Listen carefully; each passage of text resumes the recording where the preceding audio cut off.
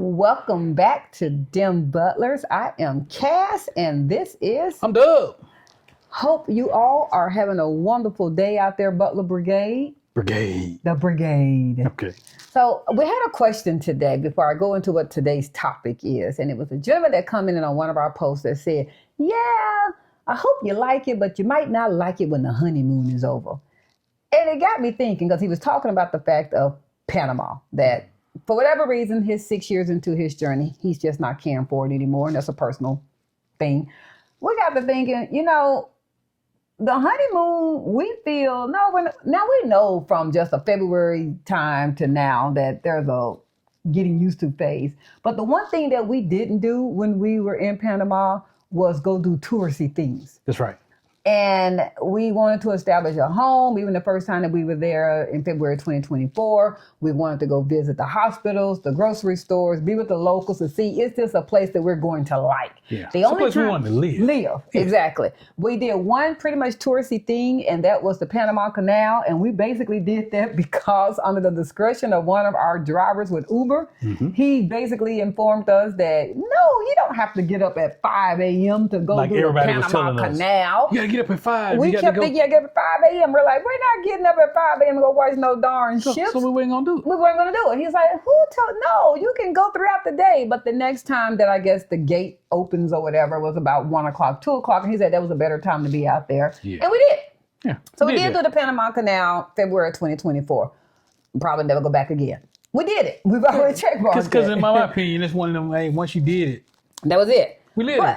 On this time, going in 2025, we did decide to do a little bit more excursions. I'm not even going to necessarily say touristy things, just excursions. We wanted to make sure that we were still having fun. We also, that was a great test for us to make sure that our dollar could stretch. If we're saying we're going to be here and we want to have entertainment and have fun, well, how can we know that we can entertain if we don't go do anything fun that's entertaining? So what we're going to do is share with you some of the excursions and fun things that we did while we were in Panama this last time. We will be showing clips or pictures or whatever. I'll be adding them in, and I'll definitely add their contact information if you feel like this is something that you would like to do.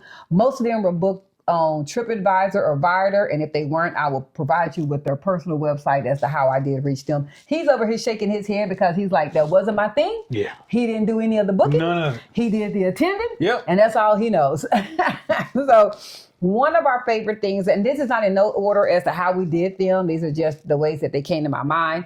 The Afro Panamanian Drink and Dine with Chef Dave. This was in Costco Viejo. He hails from Africa, and I don't want to say the wrong country, but I want to say he said Ghana, but I don't pinpoint me on that. But he lives in obviously Panama. He has a chef and dine experience. That one is that you pay. He teaches you how to cook Afro-Panamanian food, and at the end of the course, you all sit there and eat. The special one that we attended, he creates the divine food for you. It's an intimate dining experience. And he provides that meal to you. And it's an intimate group of about 10 to 11 people. Some of the people, and I won't mention their names on everybody that I know, but, well, I won't mention the young lady that is. We had a WNBA recruiter. Almost everybody else at our table was some kind of affiliated with something with the government. Yeah. They either wrote government contracts, they work for the federal government currently, or they were a veteran.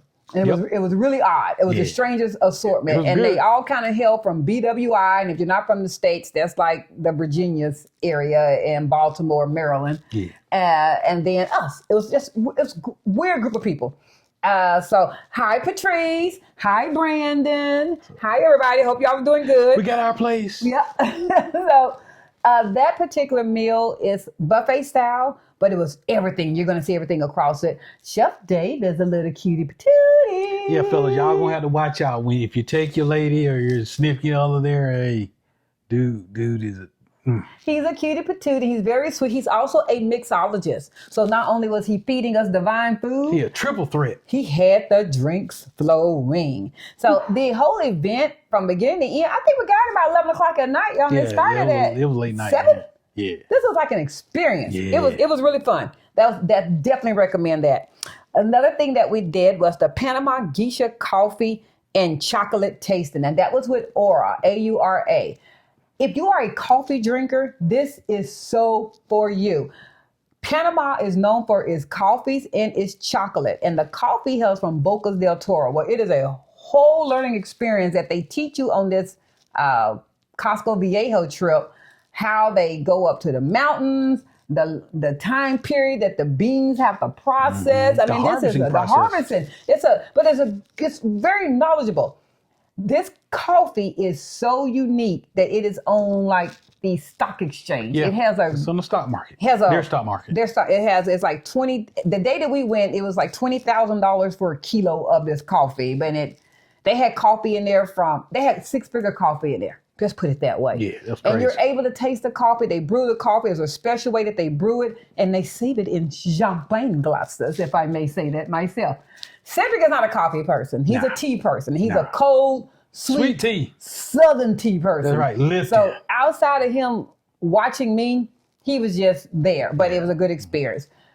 From there, she took us over to I Love Panama Chocolate, and it was delicious. Yeah, the chocolates were good. Panama grows its own chocolate as well, and they have chocolate that hails from different regions. They have the Cologne chocolate. They have one that has like a little spice, like an habanero. They got coffee. I mean, they have chocolate with salt. Sea salt, all kind of different chocolates. That as well, you get to watch how the coffee is pulled from the coffee bean and how they make it. How the chocolate. I keep saying coffee because my mind is on that coffee because it was so good. Yes, how the coffee is pulled from the bean. I think said it. Did I say coffee or chocolate? You did. Chocolate, y'all. You just want chocolate. That, you just want that coffee. I know what you want. So that, and then you're able to purchase some from there. The staff was so sweet. You're going to see the pictures of them there. And they actually had shirts that I wanted that said, I love chocolate. You take that as you want. Well, I wanted that shirt. Then we did another fun event that I did was I learned how to salsa. And in particular, she's a dancer. I learned the Cuban way of salsa dancing. And this was at Salsa Safari, also in Costco Viejo. Everything just happened to be there. That wasn't our planning. I was looking at stuff, and that's where they said that we were going to have to meet at. I honestly didn't know half the time where they were taking us to or where we had to meet at. So this particular instruction, story behind that, quick story time. So it was supposed to be for 2. So in case you're going... Wait a minute, it was for 2. Why is Cass not dancing? Okay, we went to have dinner. Well, you were dancing. Why I said not dancing. Because I don't dance. We went to have dinner. And then in the process of having dinner, they served drinks. Not at the salsa place. This is literally a restaurant next door. Literally next door. Good burgers and good food. Well, they have this mango something margarita. Oh, my God. Cedric doesn't drink. Nope. Before I finished my one, he was asking for a second. Yeah, buddy. Tells you a lot. It was good. Tells you a lot right there. Yes. So when we got ready to do the dancing next door, it was too late for your boy. Good. Your boy was gone. He was inebriated and sleepy. So don't judge us on the camera because that was him on the camera. And I had to do these steps to not make this man feel like we were just wasting his time because it ended up being a private lesson. That was not by choice. He had to reschedule the class, and I guess some of the people couldn't attend. So it was just myself, Cedric, and the instructor. Bad call, because I thought I was going to be hiding in the back. No, I was not hiding in the back. I was right there in the front. And he was on the camera. I finally did get the salsa moves, but my husband said I probably could have gotten it better if I had left a lot of the American dance moves out of my head. Like, I kept wanting to do the wobble or the electric slide or the 1-2 step. You're like cha-cha. You like trying to walk. Hey, no, this ain't that. But I eventually got it, and I had it real good, and that was fun. So then we did a night out experience, and that's exactly what it's called, with Edgar. And Edgar took us to Poin. Now listen to me clearly when I say this. Poin. P-O-I-N. Not the other word that y'all think I'm saying. Well, it's the dialect. So Poin itself is a building in Panama City. It is actually on Avenue Balboa. It has some of the most beautiful, breathtaking views. But it is also like an excursion experience. So they have zip line, glass bottom viewing items. They got the swings that you can swing out onto the skyline. They have about 2 or 3 restaurants up there. And then on the lower level, they have some more restaurants which kind of take you through the essence of the different towns of Panama. So they have restaurants that represent Casco Viejo, restaurants that are on the causeway, restaurants that are just traditional restaurants, and they all are dressed in this type of, I don't know, traditional attire. And that was really fun as well. So that's a neat experience. Yeah, but this ain't a small building. It's also a hotel attached. Yeah, I think it's a hotel and got Airbnbs because we met a young man that was in the elevator. He said he was going up and leaving the next day. So it's some kind it's of like 20 and 30 floors, So, but you can see it because it's got the zip line. it has a zip line. You can see, you're going to know you're there. Yeah. And so Edgar is very knowledgeable. When he took us up to the actual viewing area, he's showing you and telling you about the different towns, where he's giving you history, and that was very good experience. He even outside of Point, when you go in, there's a child climbing a wall, and he tells you why that is. It's a statue. There's a little history with that. So to get a chance to go to that. After we did that, he took us to a folklore show. Folklore show. Man, that was hard to say. Folklore show. See, I got it. See, and the mister here, who speaks un poquito español, he was one of the people that was nominated or chosen of 3 men. I think I got set up. No, I had no idea. He made eye contact. See, my husband, one of those people that when they're going, like, let's say you're walking down the strip in Vegas, he gets stopped by everybody. Hey, sir, hey, sir, hey, sir. Hey, man. Because he's constantly making eye contact. He made eye contact when they were looking for people to get up and volunteer. That's how he got chosen. Yes, you made eye contact. I'm going to have to do like this now. They had a contest. I'm going to see if he can remember how to do the sound. And they made a song doing this original sound. It's like yodeling. And that's what they chose him for. And they had to see who could make it the best. And it was so funny. So we ended up getting this really cute keepsake. That's a fun experience. It's also a restaurant. And they come out and as you're eating and you're eating your meal, they're doing a show. They're doing a dance routine. Yeah. They're doing like skits. No English is spoken. None. So if you don't understand English, you're just there for obviously the entertainment, the food. The food's good. And the drinks. His drink that he had for the first time was there. Yes. And it is lemon with raspamata or something of that nature. A lemonado with sugar cane. That's basically what it is. And you can have it virgin or you can have it with a little something, which is Panama's vodka. A little something? A little something. But he was drinking a virgin, and that became his go-to drink. The whole time we were in Panama, that was his favorite drink. So from there, there's also like some things that you can buy and buses and that type of thing that are there. You buy buses? You can buy a bus there. You can take pictures in front of different things. It's fun. You buy that? That's a fun night out. The video that I get most requests about is our 20th anniversary video. Okay. You know what we did for our 20th anniversary? Yeah, I do know what we did. Stop that. Yeah. We went to the islands. The San Blas Islands. So before we went to Panama, we knew we were going to celebrate our 20th anniversary. It was coming up, and one of our plans was to celebrate Carnival in Rio for our 20th. But about a month before we were truly finalizing that, our attorney called us and said, hey, kind of really need y'all here in February. These are a couple of dates that work.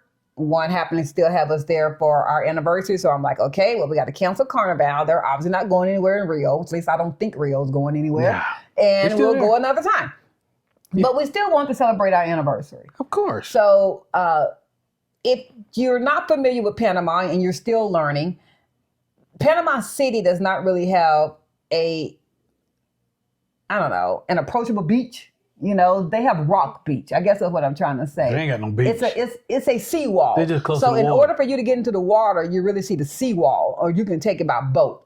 If you want to actually have sand and the white fluffy sand and the pretty blue waters, that's really more on the Colón side. You can go down to Bocas del Toro, or you can go northeast, which is where San Blas Islands are. They do have a couple of other beaches within 10 to 30 minutes of Panama City. But again, we're talking about the beautiful water and the white fluffy sand. So I'm giving you a little insight as to where you can go for those. So we went to San Blas Island. Many people will tell you that you have to drive to San Blas Island, and that is not true. Nope, you do not have to drive to San Blas Island. You gotta get on a boat. But you do eventually have to get on a boat to get from the mainland of Panama to San Blas. But us being bougie as we are. No. She being bougie. We wanted this, and it takes about, people say about 2.5 to 3 hours if you drive. So we didn't want to do that. And it's not that comfortable of a drive. I've seen many people talk about the fact that that wasn't a fun ride. We flew. We left from Albrook Mall Airport, got there in about 30 minutes. Our plane that we were on was called It was a Saratoga. Saratoga. It's a station wagon for the general aviation. It held about 12 guests, but it was just us. No. How many did it hold? 6 total. 6 total. And it was just us and obviously the captain or the pilot. 2 pilots and 4 passengers. So beautiful views. We were able to get some beautiful pictures. And so that's included. Before you get to asking me how much, because I get asked that all the time. I get asked how much. I can't answer that question. How much? And it's not that I can't answer it because I don't know how much we paid. I can't answer it because it is made to order. It's a la carte. You might have 8 people in your party. You might want to go for 8 days. You might want to have a different type of a catamaran. Oh, which I'm so there's a going to lot of get. variables. There's a lot of variables included. I got They you. don't know what your menu is going to be included because the catamaran is part of this process. When I say we were flown in, we got the San Blas Islands. Don't forget your passport. You cannot enter the islands without your passport. Yeah. Yes, it is part of Panama, but it is a different territory. You have to have customs, have to clear you through. So when you get there, our captain met us. That was the captain of the catamaran, and they took us out from the shoreline to our actual catamaran. Our catamaran was a catamaran that could house 10 guests, but it was the chef, what's the code? The first mate. First mate, and then the captain, and then us. So that was a beautiful experience, and we had a choice to go to the more touristy areas of San Blas Islands, which, let's get this clear, even when you go to the touristy areas, it's a secluded out. So it's not like there's no Hilton or Marriott or major hotel, or there's no major restaurant chains to go eat at. It is a couple of swings you can swing in. You can get some beach towels and some chairs, and then y'all seen the videos, stuff. So that kind of stuff. Yeah. We were celebrating our anniversary. We were already going to be on a private catamaran, so to be around people were not what we wanted. He took us directly out to a private island, and we stayed there, and we relaxed, and we ate, and we danced, and we drunk, and we ate, and we had a fire, and we ate, and we got on the beach. I mean, we just had a good time. Yeah, it was just so relaxing. It was nice. It was very relaxing. Yeah, it's nice. The prices are listed on their website. If this is something you're interested in, go to their website. Don't keep asking me. I'm not being ugly about it. His prices are there. She just can't answer your question. I can't answer your question. It's depending upon your variable and what all you want to do. But there is an option of getting to San Blas Islands and not having to drive. They also will fly you down to Bocas del Toro as well. So, or over, I guess I should say, down over. Yeah. That was really fun. Another experience that we did was, going to Cologne. So our driver, and I've shared his information from those that have asked, his name is Umberto. Umberto is a wonderful driver. He's good people. Great. He's an English-speaking driver. He can drive everything from, if your party is just 2 people, all the way up to you have a big old tour group. He has access to everything. It doesn't matter. He can drive everything from a small vehicle to a bus. So he just needs to know who he's picking up. But we booked him to take us to Cologne. We found out that Cologne has a duty-free area. We did not notice until we were just about ready to go to Panama City, and we wanted to go see the duty-free station. So the duty-free is a 36 billion B producing in revenue for that area. Cologne is more of the Afro Panamanian side, and it is a impoverished area. So, but we wanted to go to the duty-free station. We want to see how big this was and everything about it. Once again, you need your passports. You need your passports if you're planning on, even if you don't plan on buying anything, you still need your passports to show to enter the duty-free area. It is not open to local Panamanians. They will allow you, if you're not a local Panamanian, to be able to come there, because I shouldn't say it's not open. Local Panamanians have to pay an additional tax or some kind of duty or something that they have to do. And so if you go there and you are local, there's an additional fee that's included. But if you're not local to the area, you are able to go by showing your passport. Okay. We personally went, and we met Gregory. I'm going to add Gregory in Who's the video. Gregory? I'm going to add Gregory in the video. You're going to see this guy with an orange shirt on. I want you to guess his age. You won't never be able to guess his age. You won't be able to guess his age. Won't. I'm going to leave it for the comments. I'm not even going to tell you. I'm just going to let it go for a while, and after a certain while, I will add it in comments. You'll never be able to guess his age. You just won't be able to guess his age. But when you enter, if you see the orange shirts, they're your local tourists or transport guides. They're your local guides to show you around this big old duty-free station, which is as big as 6 football fields. Yeah. So if you want to be able to go directly to certain stores, they're also great for bargaining. If they see you're not with an orange shirt and you're not a local Panamanian, you might have to pay, as they say, the Tigo prices.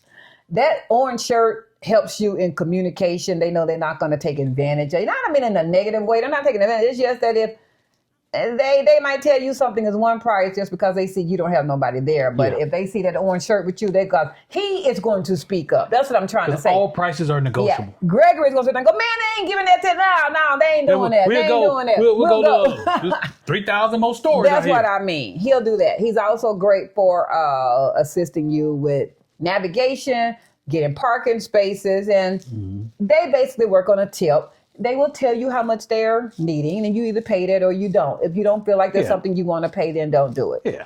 We personally did. It was worth it. There were numerous things that he did for us, and it was just great to be able to have somebody walk you around. The duty-free station was great. We're going to see another video where we then go over to basically the marina. I guess you want to say the duty-free? The marina? It was a marina. Where the cargo ships and the passenger ships are. We went and had lunch there. That was really good. And we were able to get breeze, and happened to be the first day of school. So there was a lot of students that were out there. A lot of students. Cologne was a very fun trip. By the way, tip, take the tollway. If you get a driver that's telling you it's going to take you 2.5 hours to get to Cologne, it's because they don't want to pay $2.30. For the toll? The toll. Each way? $2.30. Paying that $2.30 takes a 2.5 hour ride to 30 minutes. Take the toll. If your driver don't want to take the toll, give them the $2.30 and say, or I should say the $5 and say, dude, take the toll. If Umberto is driving you, he's taking the toll. Yeah. He says it. It takes the toll. It's a 30-minute drive. So when you hear people say that Cologne is 2 hours, 2.5 hours, they didn't take the $2.30 toll. Yeah. Literally. Then we did a drumming class. Ooh, that was fun. I think we both enjoyed that. World renowned. So if you're on Spotify, Amazon Music, I don't like promoting just one, Apple Music, even YouTube, go look up Omar, Omar, Diaz, Diaz, Dede, Dede.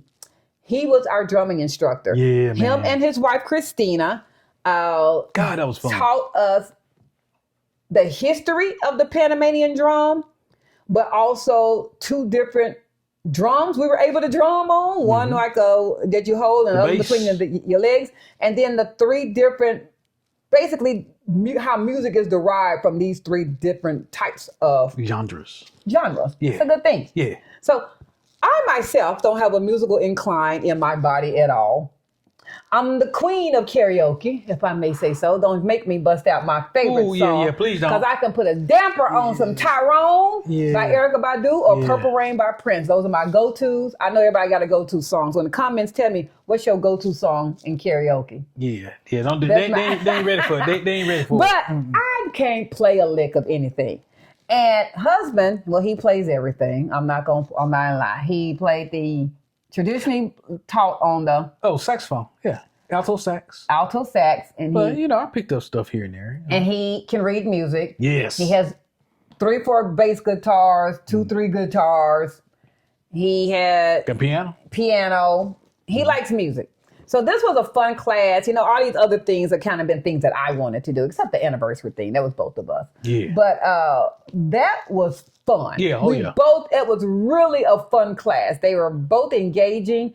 And don't sleep on Omar. Y'all, Omar got skills, and he has some music out there that you need to listen to. Yeah, absolutely. If you like that Latin jazz, my goodness. Dude's tearing it up. Follow him. And he performs in Panama. So we've gotten a couple of invitations. Chris, thank you. I appreciate you constantly sending us the invitations. We're just not there right now. Yeah, but when we get back in country, We will be there. straight up. Little insight. You remember that salsa class I was telling you all about? Well, that instructor and the drummer, Omar, they do a rooftop event where he basically also plays the music and they teach you salsa. So little insight, if you get to know both of them, you can then be invited to that as well. Yeah. So that was fun. One of my last things that we did, and I get asked this one a lot too. What, girl? Chef Jose, Oh, my personal chef. Once again, people. your personal chef? My personal chef, yes. I'm not gatekeeping. I don't gatekeep. If you ask me for his contact information or his should give phone it, number, yeah. I give it to you all the time. He's actually on YouTube at Free, Free, Kitchen 23. And that's also his same on Instagram. That's his handle. I don't gatekeep, but I can't tell you his prices. I can tell you what we paid.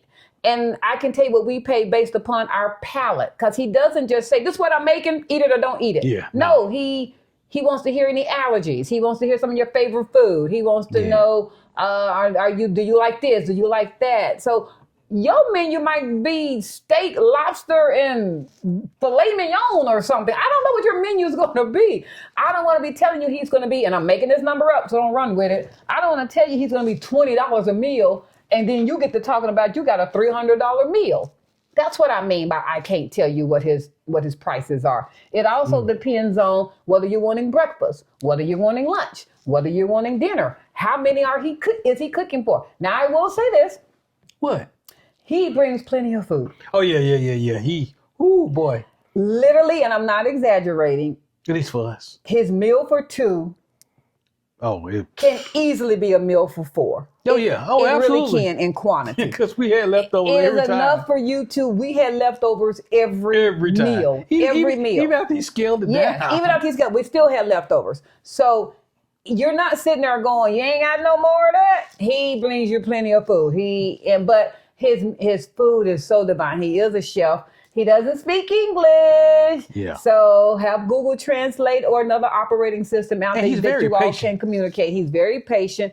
He wants feedback as to what did you like? What didn't you like? Do you like that? So the menu is customized for you. He doesn't just say, today we're having shrimp and grits. That's not what he does. He wants to know what is it that you all like. He sends you the menu, you approve the menu, and then he brings all the groceries, all the cooking utensils, everything that he needs. He cooks, he cleans up the kitchen, and he leaves. But there's a caveat. You got to have a kitchen. Yeah, you got to have a kitchen. Yeah. You got to have a kitchen. So the food is divine. And yes, when we return back to Panama City, we will still be using Chef Jose. That is if all y'all don't book him up from me. Yeah, that's true. Yeah, but That's true. no, everybody, he said he has a special place for me. But yes, I will always share his information. I just can't tell you prices, everyone, because prices is contingent upon what your palate is. And your menu. And your menu and how many people. So, I mean. Right. So there's variables. There's variables to that. That's why I'm not gatekeeping on the fact of, I don't want to tell you, but our price at the end of the day, what he quoted us, it was more economical for us to use a chef 3 times a week than it was for us to go get groceries. Absolutely. I feel like we saved money. Yeah. So for us, it was an affordable issue and the food was good and it saved me from having to be in the kitchen all the time. So, that was a lot. It was. Those are some of the things that we enjoyed while we were in Panama. So yes, it wasn't always a setting up everything. And there's going to be more things that we will be enjoying. And there was plenty more that I didn't even list. Like we enjoyed the Parque Omar. We enjoyed going to have Italian at Sorrento. Serrano's.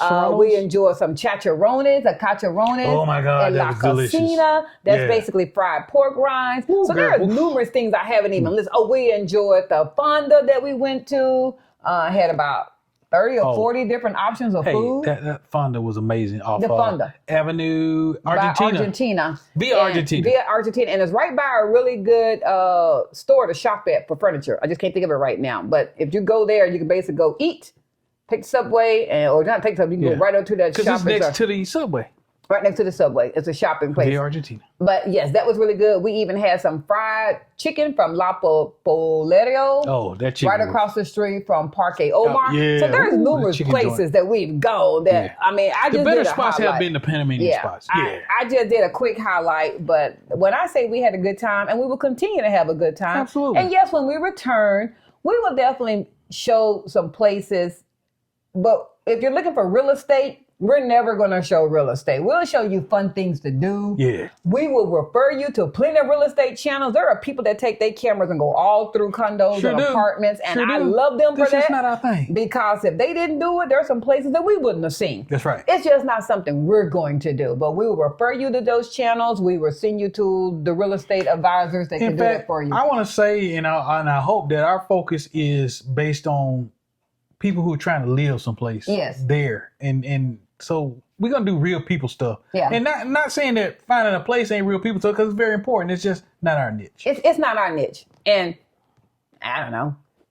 We've done our legwork on that. And there are people that do that for a living. That's what they do. They're either in property real estate or they're advisors. So believe me, their questions and their camera angles is going to be way better than what mine are going to be. So use them and go to them.